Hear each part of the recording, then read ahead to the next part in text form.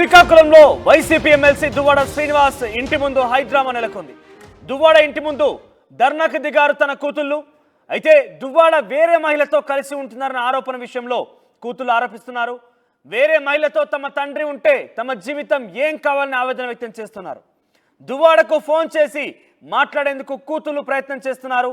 అయితే దువ్వాడ నుంచి ఎటువంటి రియాక్షన్ రాకపోవడంతో తమ కూతుళ్ళు అక్కడి నుంచి వెనుదిరిగి వెళ్ళిపోయారు. అసెంబ్లీ ఎన్నికల్లో టెక్కలి నుంచి వైసీపీ అభ్యర్థిగా పోటీ చేశారు దువ్వాడ శ్రీనివాస్. దువ్వాడకు ఎమ్మెల్యే సీట్ ఇవ్వడానికి తన భార్య వ్యతిరేకించింది. అయితే తను వేరే మహిళతో ఉంటున్నట్టుగా కూతులు ఆరోపిస్తున్నారు. ఈ నేపథ్యంలోనే దువ్వాడ ఉంటున్నటువంటి ఆ ప్రదేశానికి వెళ్లారు. అక్కడ పెద్ద ఎత్తున హైడ్రామా నెలకొంది. దువ్వాడకి ఫోన్ చేసేందుకు కూతులు ప్రయత్నం చేశారు. కానీ దువ్వాడ నుంచి ఎటువంటి రియాక్షన్ రాకపోవడంతో వారు అక్కడి నుంచి వెనుదిరిగి వెళ్ళిపోయారు. ప్రస్తుతం ఈ విషయం హాట్ టాపిక్ గా మారింది. సో దువ్వాడ వేరే మహిళతో ఉంటున్నారు కాబట్టి ఎమ్మెల్యే సీట్ ఇవ్వడానికి తన భార్య కూడా గతంలో వ్యతిరేకించింది. కానీ టెక్కలి నుంచి ఆయనకు టికెట్ ఇచ్చింది వైసీపీ పార్టీ. టెక్కలి ఎమ్మెల్యేగా పోటీ చేసి ఆయన ఓడిపోయారు. ప్రస్తుతం ఎమ్మెల్సీగా కొనసాగుతున్నారు. ఎస్, ఒకసారి దువ్వాడ కూతులతో ఆర్టీవీ కూడా మాట్లాడే ప్రయత్నం చేసింది. అదేంటో చూద్దాం. గేట్ వేస్తారు. ఇప్పుడు పిల్లలు మెసేజ్ పెట్టారు మేము వస్తామని. మెసేజ్ పెడితే కూడా రెస్పాండ్ అవ్వకుండా గేట్ వేసేసి కంపు చేసేసి ప్రెస్ వాళ్ళు వచ్చినంత వరకు చెత్త చెత్త చేసేసి తలుపు తీయడానికి పిల్లలు వెళ్తే ఏడు సార్ వీడికి మాట్లాడుతాము అని అంటే ఏడు సార్ పిచ్చి పిచ్చి అయిపోయాడు, మెంటల్ అయిపోయాడు. కంపు ప్రెస్ వాళ్ళు వచ్చిన తర్వాత కంపు దాన్ని ఒక సృష్టించడం, ఆలోచిస్తే నామే కేకలేస్తారు. పిల్లలు ఎందుకు సార్ కేకలేస్తారు, అరుస్తారు? పిచ్చి అయిపోయాడా? మాట్లాడడానికి వస్తే ఎవడైనా అలా చేస్తాడా? అంత హీనం ఏడు సార్, అంత దారుణం ఏడు సార్ వీడు. పిల్లలు దగ్గర ఉన్నారా? ఇప్పుడు మా దగ్గరకు వచ్చి నేను రాత్రి చెప్పాను వద్దమ్మా వచ్చేయండి. చిచ్చి ఆడు ఒక దరిద్రుడు, ఆడితోనేటమ్మా అని అంటే లేదు మేము వచ్చాం వెళ్తాం అనుకున్నాను. ఆడ మనిషి చలనం లేదు కదా, తలుపు లేసేసి దారుణం సార్. అంటే వచ్చి మీకు చెప్పేసి వెళ్ళారా వెళ్తానమ్మని? చెప్పారు. మీరు మీ దగ్గరే ఉన్నారు? ఆ దగ్గరే ఉన్నారు. వెళ్తాము ఆ ఇంటికంటే సరే మీ ఇష్టం, మీ నాన్న అక్కడ ఎలా చేస్తారు. నాన్నకి మెసేజ్ పెట్టామని అంటే మరి చూసారు, వెళ్ళారు. వెళ్ళినప్పుడు గాడిలో తలుపులు అన్ని వేసేసి మరీ అన్యాయం. ఫోన్ రెస్పాండ్ అవ్వాలి కదా. ఫోన్ రెస్పాండ్ లేదు సార్. ఇప్పుడు వెళ్తామని అన్నారు. వెళ్తాం ఏటైతే అదే అవును మేము వెళ్తాం. ఇంత దీనిగా ఏటైతే కంపు చేసుకుంటున్నాడు సార్ వాడు. ఏమనంటే వీళ్ళు కొంపు చేశారు మేము కొంపు చేసామని నామే పడుతున్నాడు. గురుతర బాధ్యత మర్చిపోతున్నాడు. నా మీద పడుతున్నాడు. ఈయన కొంపు చేశాను అంటే పిల్లల్ని మీరు పంపించినట్టు నన్నే టార్గెట్ చేస్తున్నాడు. మిమ్మల్ని టార్గెట్ చేస్తే మీ వ్యక్తిగతం పిల్లల్ని సంగ్రహించవచ్చు కదా. చెప్పారు సార్. చిన్న పాప పేరు నవీన, పెద్ద పాప హైందవి. పాపలు మాయ చనిపోయారు ఈ మధ్యన. అప్పుడు 3-4 months అప్పుడు వెళ్ళలేదు. అదే చెప్తున్నా. ఏంటి చాలా అనకూడదు కానీ సార్, రిక్షా వాడు కూడా అలా ప్రవర్తించాడు. నేనన్నది ఏంటంటే మీతో ఏమైనా విభేదాలు, నాతో విభేదాలు ఉంటే నా మీద అనాలి. నాతో పిల్లల మీద ఏంటి సార్ నా అన్యాయం? ఇంత దారుణంగా ప్రవర్తిస్తున్నాడు అంటే అంత దారుణంగా ప్రవర్తిస్తున్నాడు సార్. మళ్ళీ ఇప్పుడు నాన్న చూస్తాం అంటున్నారు వీళ్ళు. వెళ్తారట. మేము వెళ్తాం అక్కడికి ఏటో అన్న వాళ్ళ ఇష్టం. నేను రాత్రి అయితే 2 సార్లు వెళ్ళాను వచ్చి మంచి చెప్పడానికి. నాకేం నిద్ర పడుతుంది సార్ ఇంట్లో. వాళ్ళు తెల్లవారి వరకు అక్కడే ఉంటామని అన్నారు. ఆడిపోరు వాడే తీసుకుంటున్నాడు. ఏం మనిషి సార్ ఇడు. టెక్కలు వాళ్ళందరూ తిట్టుకోవడమే. ఆడేం మనిషి, ఆడు పశువు అని అంటారు. చూసిన వాళ్ళందరూ టెక్కలు. ఎంత అసహ్యంగా తెలుసు సార్, ఎంత దారుణంగా ప్రవర్తిస్తున్నాడంటే అంత దారుణంగా. ప్రతిదీ నా మీద అబద్ధాలు చెప్పాడు.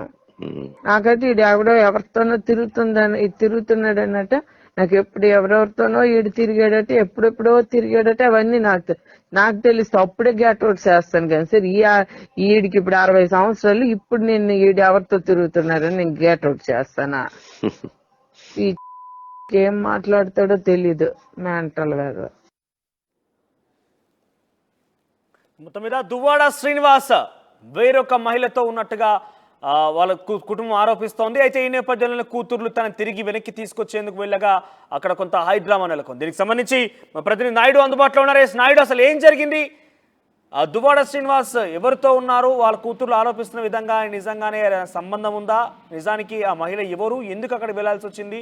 ఎంతకాలం పాటుగా ఈ వ్యవహారం సాగుతోంది? సో వాళ్ళ కూతుర్లు ఏం ఆరోపిస్తున్నారు?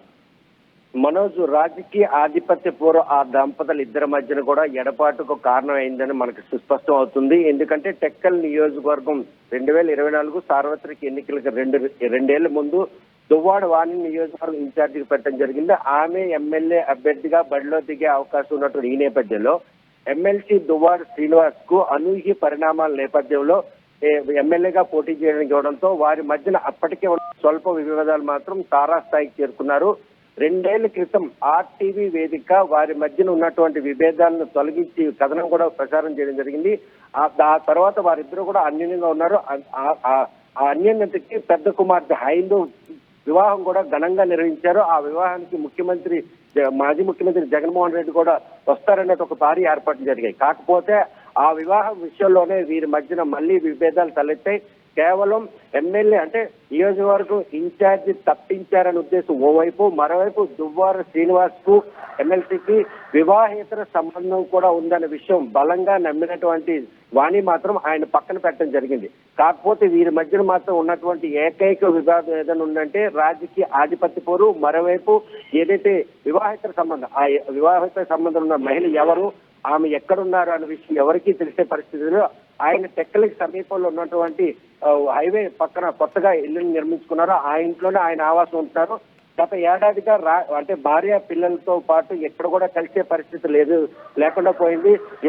ఎవరు మనాలు వారు ఉండే పరిస్థితి. ఇద్దరు ఆడపిల్లలు కూడా, పెద్ద అమ్మాయి హైందూ, చిన్న అమ్మాయి మెడిసిన్ చదువుతున్న నవీన, వీరిద్దరు కూడాను తల్లి చెంతనే ఉంటున్నారు. వాళ్ళు విద్య పరంగానే దూరంగా ఉండే పరిస్థితి ఉంది. నిన్న సాయంత్రం 3 గంటల సమయంలో తండ్రిని కలిసేందుకు వెళ్తామని తల్లికి చెప్పి ఇద్దరు కుమార్తెలు కూడా వెళ్ళడం జరిగింది. అక్కడ తలుపులు కొట్టినా, అదేవిధంగా ఫోన్ చేసినా, మెసేజ్ పెట్టినా కూడా తండ్రి స్పందించకపోవడంతో రాత్రి 10 గంటల వరకు కూడాను వారు అక్కడ నిరీక్షించారు. కుమార్తెలు తన తండ్రిని కలవడానికి వెళ్తామని చెప్పి కూడా వెళ్ళి ఇంతవరకు రాలేదని చెప్పడంతో తల్లి కూడా 2 పర్యాయాలు అక్కడికి వెళ్ళి చూడడం జరిగింది.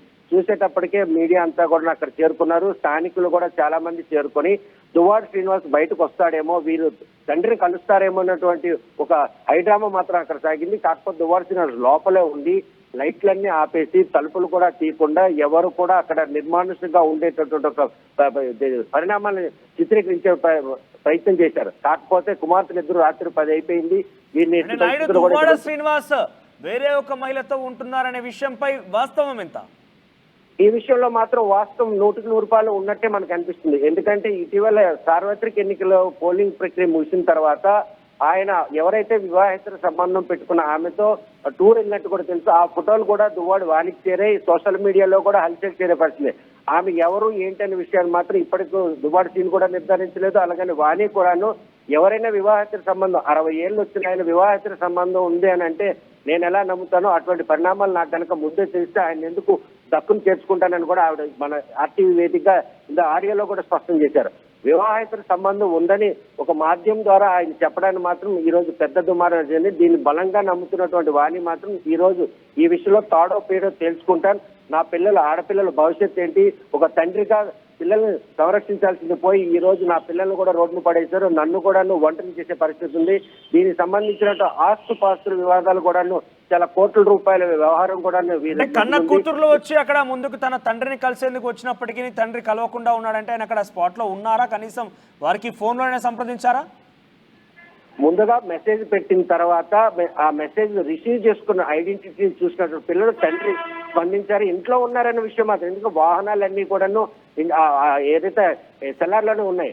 అంటే వాహనాలు ఉన్నాయంటే దువ్వాడ శ్రీనివాస్ ఉన్నటువంటి 4 వాహనాలు, ఆ వాహనాలన్నీ కూడాను ఆ అంగట్లో ఉన్నాయి. ఆయన బయటకు వెళ్లే పరిస్థితి లేదు అన్న విషయాన్ని స్పష్టం చేసుకుని నిర్ధారణ చేసుకుని ఇద్దరు పిల్లలు కూడా తండ్రిని కలవడానికి వెళ్ళారు. తలుపులు కొట్టే కూడాను, మెసేజ్లు పెట్టినా, ఫోన్ చేస్తే కూడా లిఫ్ట్ చేయకుండా ఆయన మాత్రం బయటికి రాకుండా వాణి చెప్పే దాన్ని బట్టి చూస్తే పిల్లలు కనుక తనని కలిస్తే అసహించుకుంటున్న వాళ్ళు ఎక్కడ తనపై నోరు పారేసుకుంటారో, తనపై జారి చేస్తారన్న భయంతో దువ్వాడ ఇద్దరు కుమార్తెలను కలిసేందుకు నిరాకరిస్తున్నట్టు మాత్రం మనకు స్పష్టం అవుతుంది. నాయుడు మీరు చెప్తున్న విధానం చూస్తే కనుక అక్కడ ఇంట్లో ఉన్నాడు, బయట వాహనాలు ఉన్నాయి, అన్ని ఉన్నాయి, కూతుర్లు వస్తే కూతుర్లను కలవలేదు, ఆయన రియాక్షన్ కూడా ఇవ్వలేదు. అయితే ఇంత బహిరంగంగానే ఆయన అక్రమ సంబంధం కొనసాగిస్తున్నారని చెప్పొచ్చా? 100% మనోజ్. ఎందుకంటే 2 ఏళ్ల క్రితం వీరి మధ్యన ఉన్నటువంటి రాజకీయ ఆధిపత్య పోరులో ఆయనకంటూ ఒక చేదోడు కావాలనే ఉద్దేశంతో ఎవరో అంటే ఆ సామాజిక వర్గం సంబంధించి ఒక మహిళతో వివాహేతర సంబంధం పెట్టుకున్నారు. అది కూడాను గోప్యంగా జరిగిన నేపథ్యంలో అది బట్టబయలైంది. ఎందుకంటే సోషల్ మీడియాలో ఫోటోల ఆధారంగా వాణి మాత్రం ఈ విషయంలో సీరియస్ గా తీసుకుంది. తన ఇంటికి కూడా రానివ్వకుండా తనమానాన తన పిల్లల్ని పెట్టుకుని జీవనం సాగించేందుకు ఆమె వైపు ప్రయత్నం చేసుకుంది. ఈ నేపథ్యంలో వివాహేతర సంబంధం ఉంది, ఆ మహిళ ఎవరు ఏంటి అనే విషయంలో కూడాను వాణి ఆరా తీస్తున్నారు. ఈ విషయంలో మాత్రం నిన్న పిల్లలు వెళ్ళిన తర్వాత కూడా తండ్రి కలవకుండా ఇలాగ 6 గంటల పాటు రోడ్డుపై నిల్చుని పెట్టే విషయాన్ని మాత్రం సీరియస్ గా తీసుకుని వాని ఇప్పుడు మహిళా సంఘాలతో పాటు ఆ ఇంటి దగ్గరికి వెళ్ళి ధర్నా చేయడానికి కూడా వ్యవహరిస్తుంది. ఎందుకంటే లోపల ఉండి కూడాను పిల్లల్ని కలిసేందుకు అంతలా నిరాకరిస్తున్నారంటే వివాహేతర సంబంధమే దానికి కారణం. పిల్లలు వారి తండ్రిపై ఎక్కడ దురుసుగా ప్రవర్తిస్తారో, వివాహేతర సంబంధం పెట్టుకున్న తనకు మా కెరీర్ ఏమవుతుంది, ఇటీవల పెద్ద అమ్మాయి మామయ్య హైందవ మామయ్య అకాల మరణం చెందారు. ఆ విషయంలో కనీసం ఒక తండ్రిగా పరామర్శ కూడా రాలేదు. ఇవన్నీ నిలదీస్తారని భయంతోనే ఈ రోజు పిల్లలు కలవకుండా దువ్వాడ శ్రీనివాస్ తప్పించుకుంటున్నారు అన్నటువంటి విషయం మాత్రం సుస్పష్టం అవుతుంది. వాణి మాత్రం ఈ విషయంలో తండ్రిని కలవడానికి వెళ్తున్నామమ్మా అని చెప్తే ఆయన ఉన్నారా లేదో ముందు కనుక్కోమని చెప్పినటువంటి తల్లి.